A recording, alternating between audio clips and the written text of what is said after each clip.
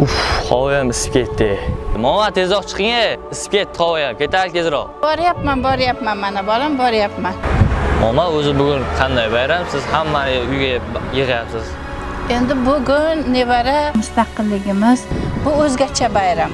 Asadbek, bu bayramda hamma yig'ilishi kerak. Shu bayramni nishonlaysizmi? Yangi yil bo'lsin, tug'ilgan kun bo'lsin.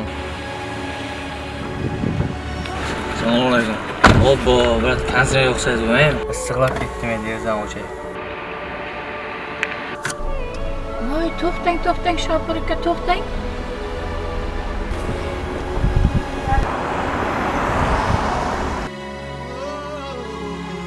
Uf, mama, yana nima bo'ldi?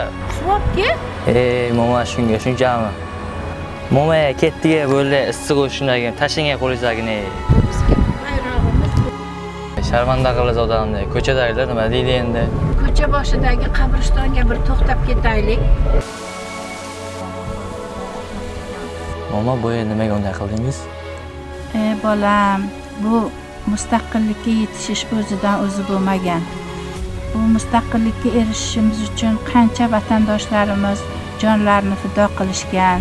Mana shu davrgacha yetib kelguncha qancha qurbonlar bo'lgan, qatag'onlar bo'lgan. Mana endi vatanimizda mustaqilligimiz hukm suryapti. Biz mustaqillikda yashayapmiz-da endi bolam. Bayrog'imiz bu bizni mustaqilligimiz belgisidir. O'sha paytlar men yosh edim.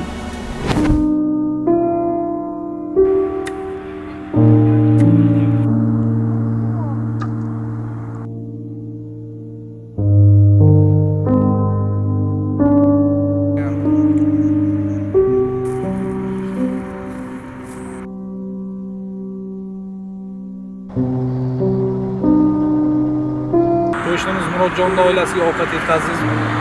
Ha, kecha oqshom yetkazgandim. Bu urush ko'pchilikning yostig'ini ham quritdi.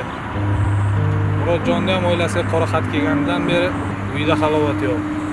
Yosh go'daklari ham yetim qoldi. Ularning oilasiga qo'limizdan kelgancha yordam qilishimiz kerak. Dada! Dadajon, sizga xat kelibdi.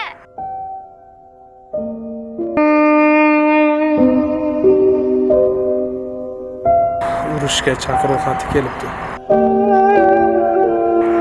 Yo'q, ko'rmaysiz. Ketmasam bo'lmaydi. Bu mening vatan oldidagi burchim.